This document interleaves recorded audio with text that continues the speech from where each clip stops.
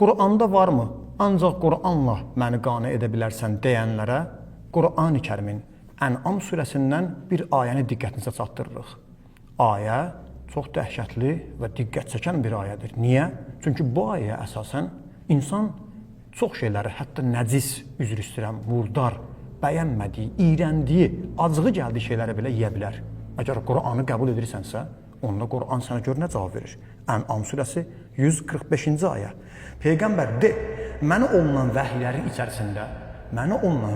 içərisində yemək istəyən şəxsə murdar olduqları üçün ölü heyvan 1, 2, tökülmüş qan, 3, donuz ətindən, 4, yaxud itaətsizlik üzündən Allahdan başqasının adı çəkilərək kəsilmiş heyvandan başqa bir haram yemək tapmır. Ərəbcəsi də baxa bilərsiniz. Açıq-aşkar ayə deyir ki, mənə nazil olandır. Haram olanlar bunlardır. Məytətən, dəmən məsfuhən, ləhmə xinziri donuz əti bilirsiniz. Yaxud da ki, fisqən uhillə li qeyrillahi bih ayənin axırına qədər oxuya bilərsiniz. İndi kimsə bu ayəni mən ancaq Qur'andan cavab istəyirəm desə, bu ayəni qoyun onun qabağına, soruşun.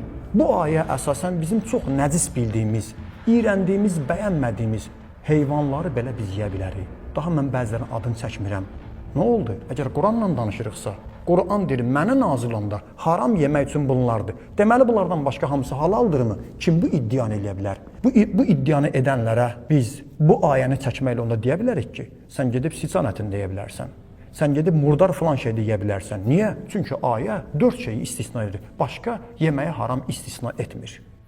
Bismillahirrahmanirrahim. Allahumma salli ala Muhammedin və ali Muhammed və accil faracahum.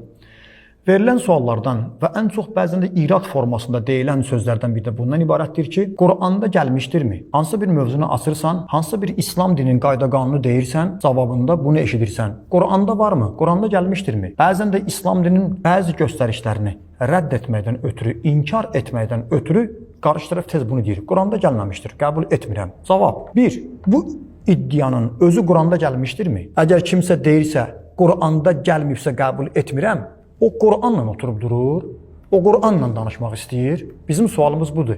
Bu iddianı Qur'anda gəlməyən şeyi qəbul etmirəm, Qur'anda varmı? Ümumiyyətlə, hər o şey ki, Qur'anda gəlməyibsə, qəbul etmirsənsə, bu fikir, bu iddia, bu qanun özü Qur'anda gəlmişdirmi? Danışanda deyirsiniz ki, Qur'anda yoxdur, qəbul etmirəm. Qur'anda yoxdursa, niyə qəbul etmirsən? Bunun özünə Qur'andan dəlilin varmı? Bir daha deyirik. Qur'anda yoxdursa, qəbul etmirəmi Qur'anda tapa bilərsinizmi? Qur'andan dəlil gətirin. Necə bizdən istəmirsiniz? Biz də sizdən tələb edib istəyirik. Bu iddianız ki var, Qur'anda gəlmişdir ya yox. Qur'anda yoxdursa deməli qəbul etmirəm. Bu iddianızı da Qur'ana əsaslanmalıdır. Çünki siz ancaq Qur'anla danışırsınız. Bu iddianı da Qur'anla bizə sübut edin.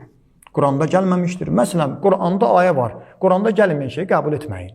2. Amma əksinə, biz sizə Qur'an-ı Kərimdən dəlil gətirə bilərik ki, Qur'an-ı Kərimdə Allah Taala təkcə öz sözünü yox, hətta Peyğəmbərin sözünü belə bizə əmr edir ki, ona əməl etməlisiniz. Bəli. Harda? Qur'an-ı Kərimin Həşr surəsi 7-ci ayə. Və ma atakumur rasul fəxuzuhu və ma nahakum anhu fantahu. Bizim rəsulumuzun sizə nəyi verirsə, onu götürün və sizə nəyi qadağan edirsə, ondan əl çəkin. Qur'an deyir ki, mənim ayələrimdən əlavə sizə Peyğəmbər deyənlər də lazımdır. Nəyə əmr edirsə, itaat etməlisən. Nədən sizi çəkindirirsə, onun sözünə qulaq asmalısan. 2. Qur'an-ı Kərimdə Nəhl surəsi 43-cü ayə. Allah Teala buyurur, bilmədiklərinizi elm əhlindən soruşun. Qur'an bizə əmr edir. Məndən əlavə, mənim bu ayələrimdən əlavə, siz elm əhlindən də soruşun, maraqlanın. Bəli. O həmin o elm əhli Qur'an-ı Kərimə əsasən ən üstün elm əhli kimdir? Ən üstün elm əhli Peyğəmbər və onun pak əhli beytidir. Deməli, biz onların da kəlamlarına baxıb, onların da sözlərinə əməl etməliyik. 3-cü ayə. Qur'an-ı Kərimin Nəhl surəsinin 44-cü ayəsində elə Allah Taala elm əhlindən soruşun ayəsini deyəndən sonra belə buyurur. Qur'anı sənə nazil etmişik ki, litubayyinə linnas. Bunu insanlara bəyan edəsən, izah edəsən.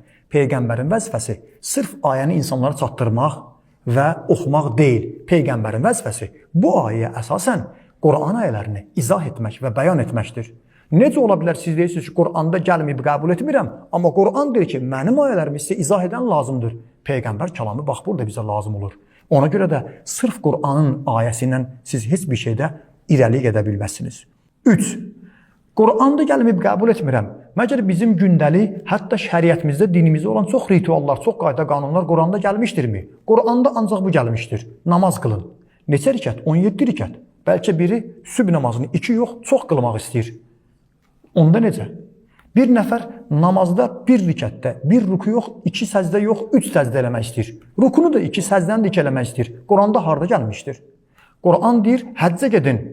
Quran deyir, Allah evini təvaf edin. Amma Allah evini mən neçə dövrə vurmalıyam? 7 dövrə. Bütün müsəlmanlar bunu eləyir. Məzhəbindən, təriqətindən asılı olmayaraq. Harda yazılmışdır Quranda Allahın evini 7 dövrə vurmalısan? Namaz neçə rükətdir? Ruku 1, səcdə 2-dir.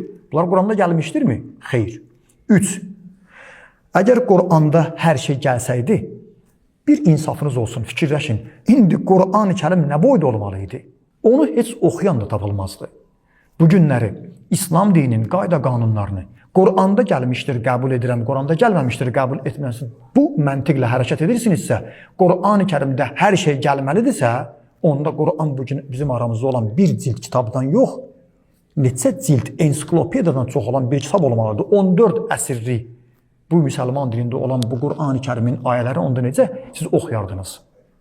Heç onu oxuyan da tapılmazdı. Ona görə Quranda gəlməmişdir deyə biz belə bir məntiqi qəbul etmirik. Bu məntiq həm də Quranın özü ilə ziddiyyət təşkil edir.